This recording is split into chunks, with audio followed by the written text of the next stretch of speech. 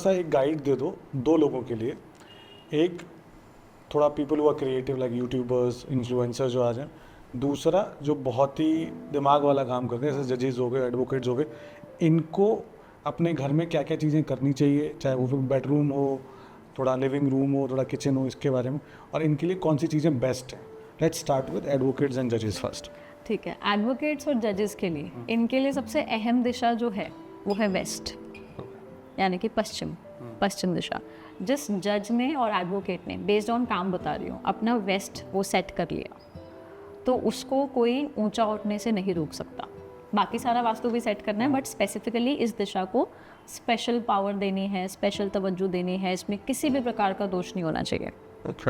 सो waste में अपना bedroom ले लें, या फिर अगर ऑफिस में काम कर रहे हैं तो वेस्ट के ज़रिए जो है अपनी एंट्रेंसेस ले लें। वेस्ट में अपना कैबिन बना लें, राइट। तो इन जजेस के ऊपर वास्तु, साथ साथ एस्ट्रो, साथ साथ इनका जो कर्म है, तो वो तीनों चीज़ें जो है ना, जो इनको एक अमेजिंग ग्रोथ देगी, उसका लेवल ही अलग होगा।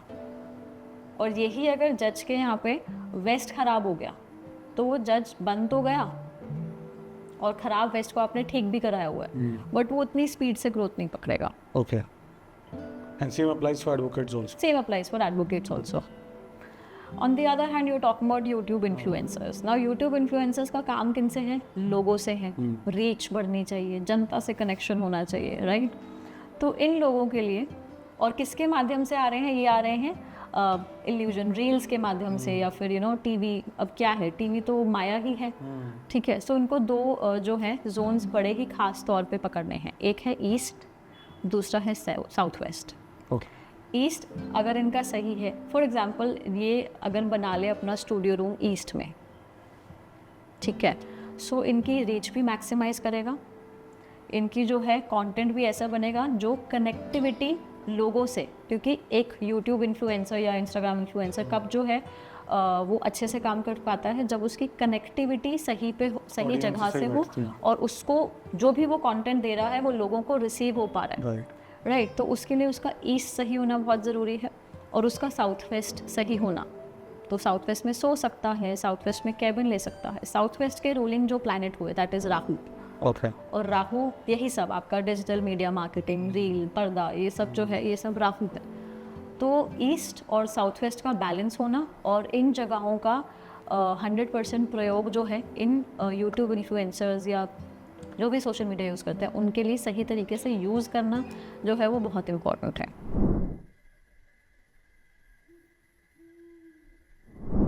जब मैं यूट्यूब देखता हूँ, इंस्टाग्राम देखता हूँ, तो एक चीज़ बहुत चल रही है गुड़गांव की मार्केट को लेके, स्पेशली गुड़गांव की मार्केट नीचे जा रही है, मार्केट बबल है, बर्स्ट होगा। ये चल क्या रहा है, मतलब लोग ऐसा क्यों बोल रहे हैं, मतलब, और क्या ये सही है? हाँ, और अगर ऐसा बोल रहे हैं तो क्या ये सही है? मतलब मैंने अभी तक नहीं बोला, तो मुझे तो नहीं लगता हो रहा है, वरना मैं बोल देता। और जो मैं बोलता हूँ यूट्यूब में वही होता है। अभी तक देख लो, साल भर हो गए वीडियो बनाते हुए, बहुत लोगों ने बहुत चीज़ें, वो मैं जैकपॉट बोला, बहुत चीज़ों में लॉटरी बोली, और वो हुआ नहीं। इसीलिए सवाल पूछ रहा हूँ। क्या चल क्या रहा है? बॉस, बहुत कम लोग ना, मतलब बोलना नहीं चाहिए, बट बहुत कम लोग रिलेट भी कर पाते हैं जिस टाइप का माल आ रहा है गुड़गांव में ना। मतलब even you should have some relatability with the kind of inventories which are coming there. 7 crore रुपए का माल आ रहा है, 6 का आ रहा है, 5 का आ रहा है। वैसे दोस्त होने चाहिए, वैसा नेटवर्क होना चाहिए टू इवन थिंक कि उनको क्या चाहिए। आप कैसे जजमेंट बना सकते हो जब आप उनमें से हुए नहीं? सही बात है, मतलब आप हुए नहीं उनमें से, आपके पास ऐसा घर है जो जजमेंट बना रहे में। पहला क्वेश्चन है, रहे हो, दोस्त है, क्या है, फिर कैसे बना रहे हो, उसे क्या चाहिए पता है? नहीं पता, तो जजमेंट कैसे बना रहे हो?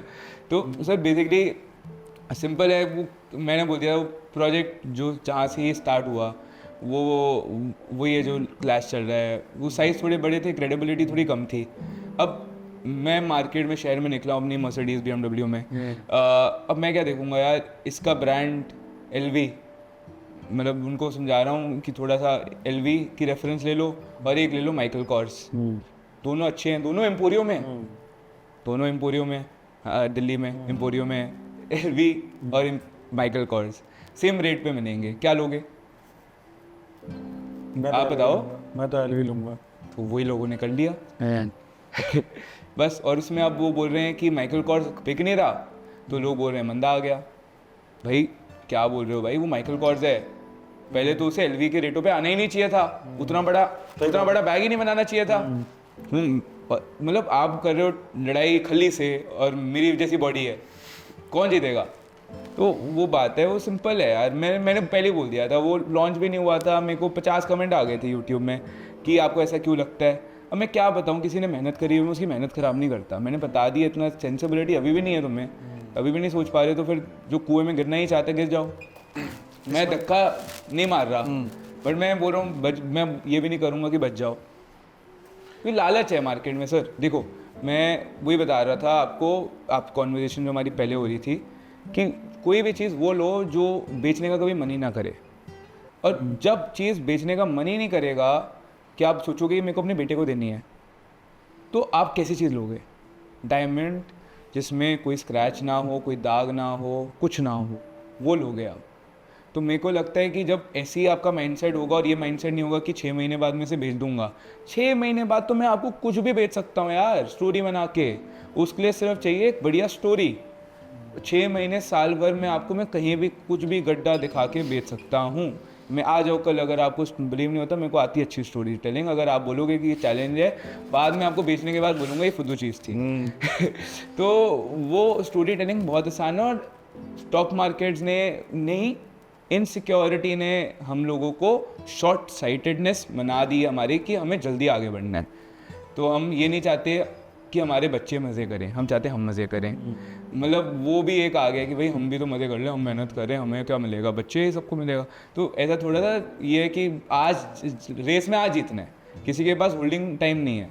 तो वो सरकार ने जो इंडेक्सेशन करा है, वो ये तो चेंज करा है, भाई थम जाओ चाचा, लंबी रेस में हो, जियोगे 80-90 साल तक, हम काम कर रहे हैं, पोल्यूशन भी हटा देंगे, टेंशन मत लो। इंडेक्सेशन से ये हुआ है, और क्या हुआ है? मतलब मैं तो बहुत खुश हूँ कि जो शॉर्ट साइटेडनेस है वो हटा दी, क्योंकि अब रियल एस्टेट का पैसा रियल एस्टेट में रखेगा। अब वो बंदा ये नहीं बोलेगा कि इक्विटी कर लूँ, ये कर लूँ, वो कर लूँ, अब वो बोलेगा थम जाओ।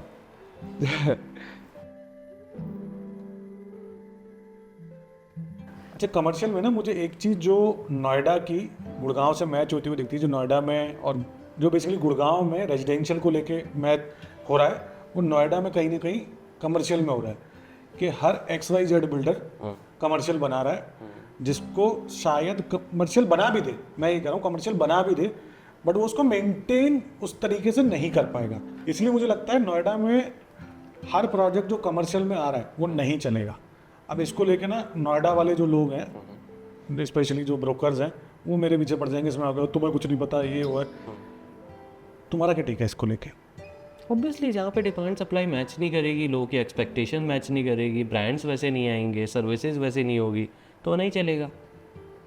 हाँ, क्योंकि हर बिल्डर के बस की बात नहीं है यार सर्विस देना, बना हर कोई देगा सर्विस। क्यों? Service is a 10 year long game, 20 year long game, रोज सेम चीज बढ़िया देना। आप मॉल की इसलिए सर्विस ज़्यादा ज़रूरी है। सोचो एक चंक लोगों का रिपीटली आ रहा है आपके मॉल में, और जब भी जितनी बार भी आ रहा है वो सेम सर्विस आपसे एक्सपेक्ट कर रहा है। उसको क्लीन पार्किंग भी चाहिए, उसको वर्किंग लिफ्ट भी चाहिए, उसको सिक्योरिटी भी चाहिए, उसको उसके बाद सारे ब्रांड्स भी चाहिए, आपके एसी भी प्रॉपर चलने चाहिए।